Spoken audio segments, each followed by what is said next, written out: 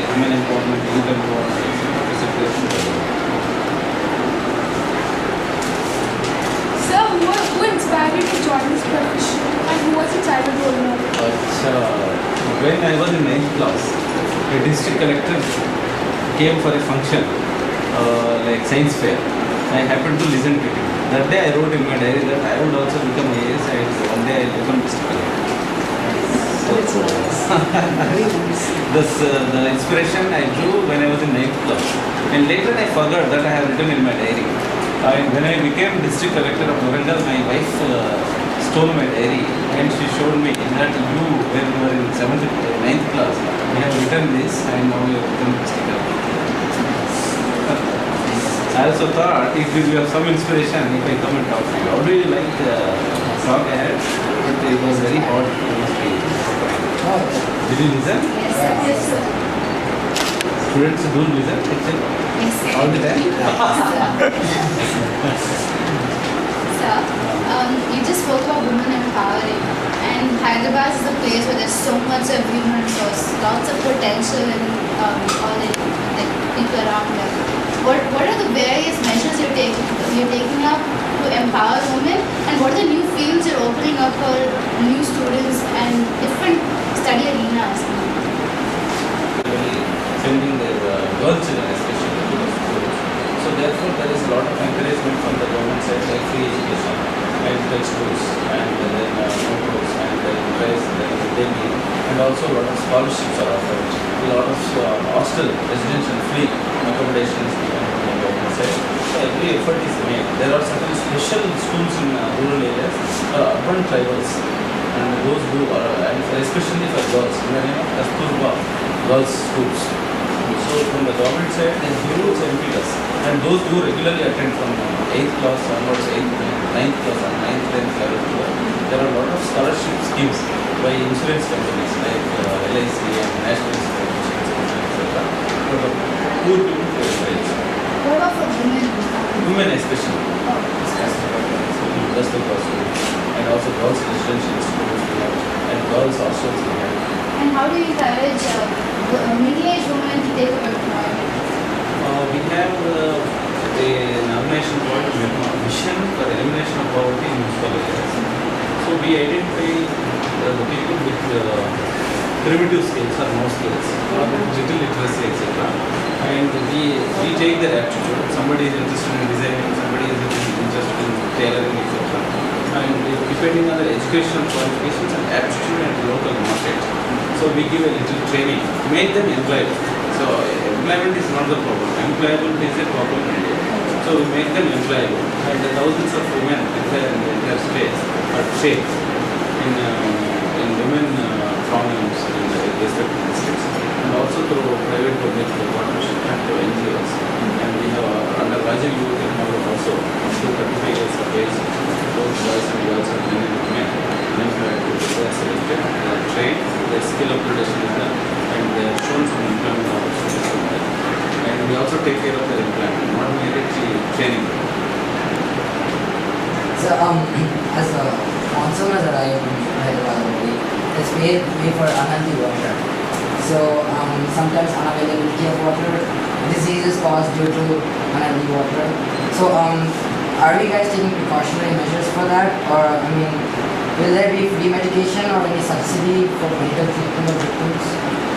So in all the government hospitals, adequate medicines are given, tablets, injections, etc. available. So we take extra precautions to maintain chloral levels at the end and also at the reservoir level. And the samples are also taken very often.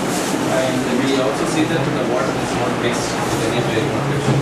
And if there is any epidemic anywhere, any diarrhea, gastroenteritis, etc., there are monitoring contaminated water. Something is happening, immediately we do that IEC activities are taken, and we ask the people to add chlorine tablets, etc. And then the water quality also we check, and we take all precautionary measures generally. So both one proactive and also after the thing happens. Both the things happen. Sir, what is the fondest childhood memory? Honest. Childhood memory. Yes. When one day I did not take my lunch because the mom didn't prepare. I went to the school and some teachers found out that I was not having lunch box. One of them had so much of concern. Actually, nobody bothers who has eaten, who has not eaten. One day I didn't take my lunch and it was noticed. And I shared her food, shared 90% I ate. I think it is modest. Sir, can you narrate any incident which gave you almost satisfaction teaching the people? By and large, now I have spoken to more than 1 lakh children. Each time I speak to them, I get inspiration. Like this charging the battery, and it will work only for some time. And after some time, again battery gets discharged. I need to talk to them and get some more inspiration. I do not know whether they get more inspiration or I draw more inspiration, but it is very inspirational thing. As Dr. Abdul Kalam said, the best investment is investment in the children. Wherever, whatever profession you are, either as a mother, as a father, as a teacher, as a sister, as a brother, as an officer, as an administrator, as a public representative, there is an opportunity to invest in the students and community. So it will be of use to the family, to the nation, and also to the world that you are doing. That gives me the maximum satisfaction. Maybe whatever I do, generally I add value because we are not cows, we are not individuals. What we did yesterday, we will not do today. We have immense capacity, potential to add value to whatever we do. So, for example, coming to your school was not in my job chart, but when I was asked to come, it was a little sacrifice in the sense I had a lot of meetings to be cancelled. I had the government leaders and legal officers meeting. There is a review meeting at 3 o'clock with the Honorable Minister. And morning I had to go to my badminton. Generally I go only for evening functions. Morning I don't go. But And your wife didn't join you. And your principal is so insistent and I liked her approach. And the way she approached me and convinced me. Generally I will not get convinced. I will be liking. It was like a positive conflict. I like talking to the children, going to the school. And I also like myself for playing in the morning. So there was a clash between my playing, which I don't want you go away, and also going to work. Then I said I can also play in the evening, but I can't talk to you in the morning. But you are like a role model for them. I think, we had called Dr. Abdul Kalam. Next, I found in you that kind of an emulating personality. So that's the reason why I was so impressed, and children were all so enthused that the minute you told me, believe it or not, there was such a in fact, in the circumstances, it was not possible for me to come. But still, I thought I gave a word, number one, and my passion is to invest something in the children wherever it is possible. Because oftentimes, investing in adults is not as productive as investing in the children. As I said, one day in 9th class, when I listened to a district collector, and I immediately decided that I got inspiration and I should also become IAS officer. He never said, he generally spoke, just like that. And the gathering over there, he spoke. The only difference I find Sanjay, just after 15 minutes. The only difference I find in Dr. Abdul Kalam and you is you did not give them a both. He asked, you repeat after me, and then you will start one sentence, and I will plant trees. I will educate the person who is illiterate. So like that. No, my rhythm is broken because after 1 year again I am talking to the children. Oh. Every day I used to do that. And I also have Panchasila program for them. I don't watch TV till I become adult. Do tell me that. And I will listen in the classroom. So the children don't listen. I will listen. Now children, please take you. I will listen. Listen. Yeah, that's why I asked whether you listen, and yes sir, we are listening. Ask them, especially. Are you listening? Respond. I do. No, it is the biggest virtue and biggest problem in our country, not listening. Students don't listen, public representatives don't listen, officers don't listen, the employees don't listen. Listening is a very good virtue, not only in the classroom, you should carry it forward in your life. Sir, you make decisions at the topmost level of the state, and all your decisions influence the people at the bottommost level of our state. So, how do you make decisions that will influence them or benefit them in a good manner when you put yourself in their shoes and understand their view when you make decisions? Question question was pregnantly answered. Yes, I think like a labor when I'm making a possible labor. Them, what is your interest to play? Which day is good for you? Sunday. Which is your Last favorite? time it was your chief guest. Suddenly he was going on that the chief secretary learning. Man came. What did he say? No, he saw our cultural program. Did he speak anything? I don't know what he speak. Then I thought they were interested in them starting off speech. But all the I parents met some will rehearsal ask you. yesterday in the sense of what children will be interested. Generally in this type of gathering, it was very sunny day. It was not, no crowd was coming. Because the meteorological department gave us wrong information that it will be a cloudy day. In fact, yeah, evidence-based decisions and also informed decisions. And then from their perspective, Gandhi said, whenever you are in a dilemma to take a decision, and you should think whether it will help the poorest of the poor. Then that decision you weigh in favor of that poorest of the poor. That decision will be the right decision. So in the government also most of the time when we take a decision, whether it is ensuring equity and whether it is touching the lost man and whether there is a transparency or not, whether it is for the general good or for the particular good is. So if it is benefiting an individual or institution vis-a-vis the larger public, we are supposed to represent the larger public. Even if they are unrepresented, they don't represent you, written, formal, etc. We think from those laws, those decisions only will be long lasting. Otherwise, it will be in controversial areas. So this time the UNESCO meeting it's set in St. Petersburg, Russia. So they have nominated the Charminar and the Golconda Fort for the World Heritage Tag. So do you think that we will be successful in getting this tag? And do you think you can take some measures to see that we Yes, we will be very successful. If you see the developed countries like US, what is its history? Only when Columbus accidentally discovered it. Otherwise, it would have not been there.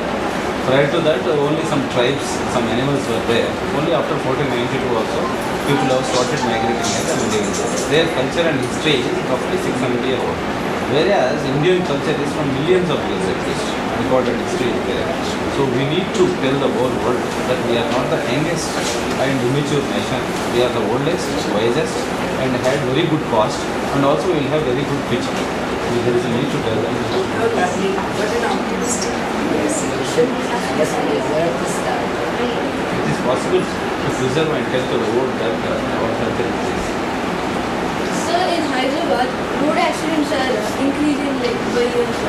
So what measures have been taken to prevent them, sir? Actually, in the country, in the world, highest road accident take place in India. And in India, highest road accident take place in Andhra Pradesh because most of the national highways are running.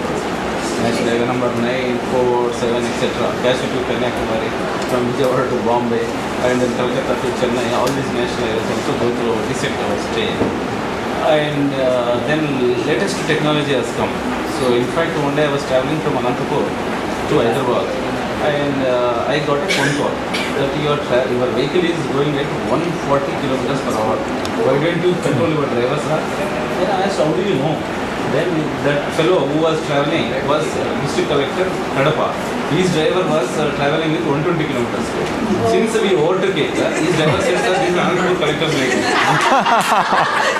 Then they said, sir, you must be going only with 140 kilometers. Yeah, we are going at 120. Overtaken has been 140. So just ask your driver to go slow. Then whenever I say to my driver, go slow, you will make it 139. 139 kilometers per hour. Not 100 kilometers per hour. So the new roads, new culture, and new enthusiasm, new technology, and old habits. And is it the potholes that are there on the road Many, act as many, not deterrents? only as potholes, ma'am. So for example, lots of accidents are happening in outer ring. No pothole. Because of no pothole, accidents are happening. Oh, so you mean to say that the potholes are a must? Because they will go slow. Breakers, they are called. It is many things. Poverty and our disregard to the law. Suppose if you are going day and night, there should be two drivers here. You cannot drive for more than 8 hours. Just because you are a driver, you cannot drive 24 hours. You need to sleep. That is a biological need. Most of our parents, our relatives, our Indian brothers and sisters, they go to Tirupati, Sri Shailam, Kashmir, etc. Take one driver, they sleep in the vehicle and they ask driver to drive. Driver also sleeps, he hits. Most of these accidents are because of that carelessness. And of course, we are taking a lot of pride. Like in reflectors, we are putting. Now, when I was a district collector, every month we used to conduct road safety, and we also used to train the students, train the drivers, train the citizens, etc. And the lorries, tractors, buses, etc. If you put reflector, even in the night, if they are walked wrongly, you will notice from half kilometer, around at least 2-3 furlongs, there is no reflector. So you will think that that is also moving. You will go and hit. Many of the hits are like that, not head-on collision, but vehicle will be parked on the wrong side or right side, and you will think that you will also be sleeping in the night, and there is no reflector to caution you that there is a vehicle standing. You will go and get there. Most of these accidents are because of this. So it is a complex problem. More number of people are dying because of accident than AIDS, or than tuberculosis, or than malaria. You think that AIDS is the biggest problem, or tuberculosis is the biggest problem, or malaria is the biggest? No, it is the recklessness is the biggest problem, and not having road sense is the biggest problem.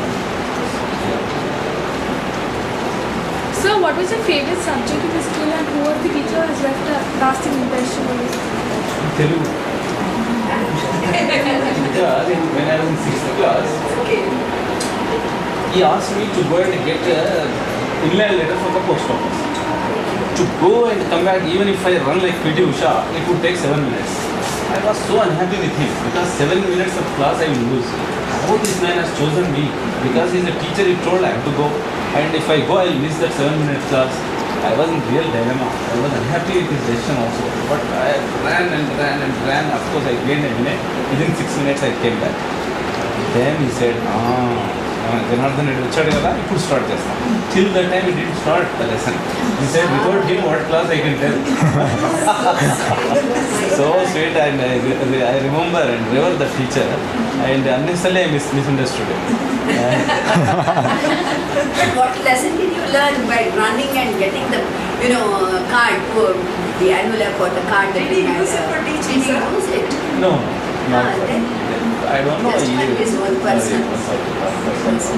But you loved him only because of that? Or is it for his teaching? No, teaching also I used to like, not for that. Because I felt bad because I would love each minute of his teaching so much that I missed 7 Missed minutes. it. But I didn't miss. Right. Well, great. Now, I think So he is one Mr. Hanumaya, and Telugu Pandit he was. Such a nice teacher. So Right now the name, like Dr. Abdul Kalam mentions, he's mentioning his teacher. Yeah. I think I mentioned he used to teach whatever was in the textbook 15 minutes. The remaining time, extra time, and after the school hours extra, he will bring Bhagavad Gita, he will bring Bhagavatam, he will bring this book, that book, and all extra he will teach. And it was so fun. He was so conversant with the Sanskrit, etc. He will just read and translate the work and tell them. And he had most of the teachers had a lot of impact on me. Like my headmaster, Mr. Ranjaya, he was like Vivekananda to me. When he was speaking, it was spellbinding. Whatever he teaches, whatever he tells. And like I used to, even today, when I speak, at the back of my mind, he is my headmaster. So I think he is putting words into my mouth and I am delivering. So they will have so much of impact on you. Every teacher. If you said only one, I tell that. And if you said how many, I will tell at least 20. wow, that's good, I say. I'm very happy. Jill, I think you should say just one No, last whatever thing. is not written is whatever is not they written, have- you should ask. No, they have 100 odd questions. We limited them. Just one thing. Yeah. Just want to know what is your message to the youth and what advice would you like to give to the Gen Next? Gen next, life is important. Relations are important. Growing is important. Adding value to the world is important. Than growing ourselves. Growing bigger than others. And then, suppressing others. And shed the greed. And really be interested in the universal welfare. I like Rabindranath Tagore for one reason. He said, I don't like the British Prime Minister just because he's a Britisher to rule India. If he hates, if he exploits India, that trait of him I dislike. Otherwise, a citizen from citizen, British also can be a Prime Minister of India. I don't mind. But what he was talking was universal brotherhood. Just because somebody is born somewhere, we are also born. You are all born in some district, I am born in some state, etc. Just because of that, you shouldn't hate anybody. Humanity, universal brotherhood is very important. And the whole world is becoming a small global village. And in this context, youth, you have a obligation and responsibility to your family and to your state, to your nation, and also to the humanity at the end. But keeping that end to the world, it will be very good. And add value and don't reduce value of anybody. Wherever you are working, as a student, as a sister, as a wife, spouse or wife, as a mother, as a citizen, as an employee, whatever you are doing, you add value to that. It is possible to add value. It is not frozen. World is not frozen. The best can be beaten. You think that best is the best, that is the lost. It is not. In physical terms, Himalayan, Mount Everest, 8,848, that is the highest. But in human endeavor, nothing is the best. Best can be beaten. For example, till Mahatma Gandhi was born, we had also role models. People never thought that a person like Mahatma Gandhi would be born in this world. And Einstein said, people would say, they will hardly believe that a person called Mahatma Gandhi was born in India. And then what did he contribute to the world? Non-violence, love, and patriotism, and truth. So even you, he, everybody, each individuals only have changed the world. And if you can change the world, you can. If not, you change whatever environment you are there. And you add value to what you are doing. That is possible. I think that positive attitude, if today's youth grow and they maintain good relations with the world, peace will be established. Otherwise, each one of us, knowingly or unknowingly, destroying the peace. Peace is not there. Then what for civilization? What for education? What for our intelligence? What for our software? What for our internet? Isn't it? If you have won the whole world, lost your own soul, purposeless. That's where we are unfortunately leading. And we should, inclusion is better than the exclusion. Cohesion is better than the destruction. We should move towards that world where all of us should be comfortable in living.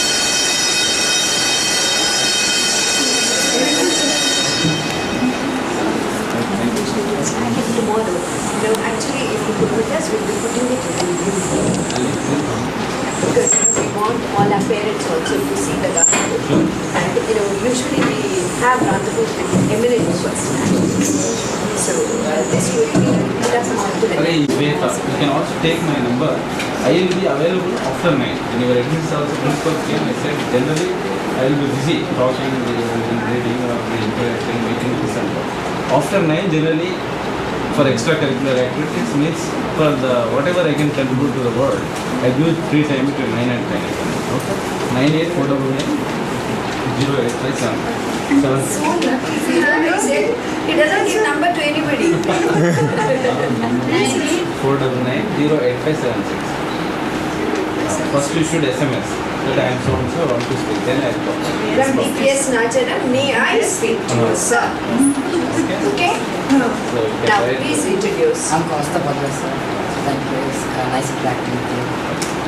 I'm Shweta Tripura. Shweta. Thank you so much. Ali. Adil. Ali, I don't know. Tribhuvan. The state archer and a national level archer. And he's a writer like you, but he's in the offing. He's an amateur. I am more speaker than writer. And he is in the academic arena, he has been making an indelible mark. And I think the fortunate parents are here because you just gave me an idea. I thought I'd just bring in these two parents. Great. And actually, What's your Dr. name? Nagarajan. I'm Utpal Bhatt. I'm Deputy Director of CCMB. CCM. And she's also Dr. I am Monica Bhatta. Nice, I am the madam, nice. HOD of Chemical Technology. Oh, IIC. IIC. Okay. Both their children have been, making a mark in our institute. Okay. at every area. One child received an award for you, sir. From you, 4,000 Utsav Bhadra. rupees. The younger Which is one. younger brother. Good And Shweta. parents and good And we are expecting that, this year 12th class result, 10 on 10 CGPA.